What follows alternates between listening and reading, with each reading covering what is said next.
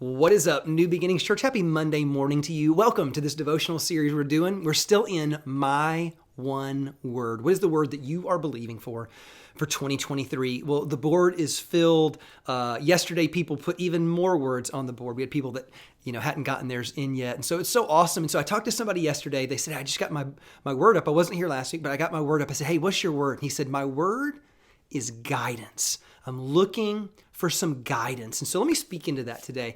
When anybody comes to me and said, hey, I'm looking for some guidance, I'm looking for the Lord to really kind of direct where I go next, there is one verse that I think is the defining verse that you can always go back to. Now, there's all kinds of other scriptures that you can use or think about, but I think this one states it so clearly. And it's kind of a famous verse. It's found in Proverbs chapter 3. It says it like this: trust in the Lord with all your heart and lean not on your own understanding.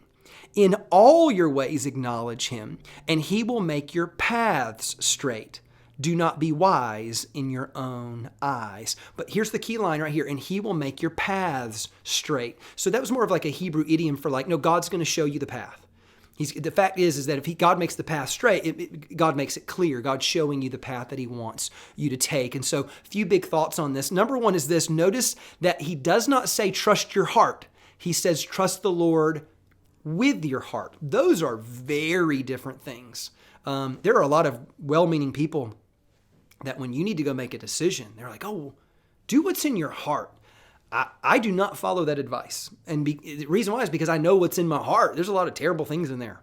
Again, Jesus said, out of the abundance of the heart, the mouth speaks. So there's some stuff in there. And sometimes I don't want to go with the guidance of my heart. What I want to do is trust the Lord with my heart. Second thing, lean not on your own understanding. Just recognize that many times life is full of paradoxes.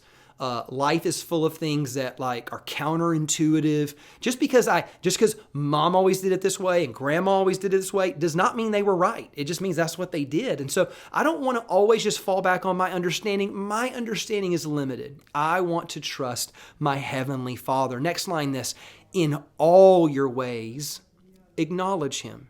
In all your ways. And so this is the thing. When you want guidance in life, you're saying, okay, as a parent, or as I start this new business, or as I take this new job, whatever it is, it's no. But all your ways, all of your dating ways, your marriaging ways, your financial ways, how are your ways? The more ways that you get aligned with God, the more your whole life will have God's direction on it. And so the idea of in all your ways acknowledge him, it's kind of works like this.